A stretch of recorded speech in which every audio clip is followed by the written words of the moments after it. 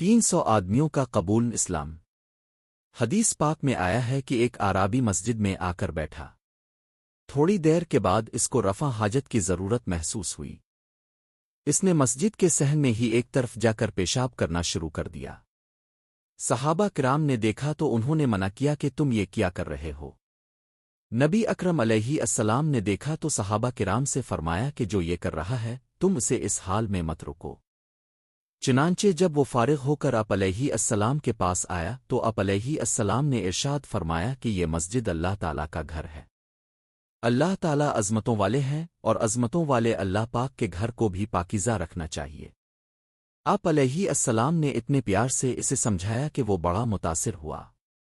تھوڑی دیر کے بعد وہ کہنے لگا کہ میں واپس جانا چاہتا ہوں۔ نبی علیہ السلام نے اس کو پہننے کے لیے ایک لباس بھی ہدیہ کے طور پر دیا، اور جب وہ پیدل جانے لگا تو اللہ کے محبوب علیہ السلام نے اپنی سواری بھی اس کو ہدیہ کے طور پر دے دی۔ اس نے لباس زیب تن کیا اور سواری پر سوار ہو کر اپنے گھر کی طرف روانہ ہو گیا۔ جب وہ اپنے قبیلے کے لوگوں کے قریب ہونے لگا تو آبادی کے باہر سے ہی پکارنے لگا، او میرے بھائی، او میرے ماموں، او میرے چچا، ذرا میری بات سننا۔ سب بھاگ کر اکٹھے ہو گئے کہ کیا بات ہے؟ پوچھا کہ تمہیں کیا ہو گیا؟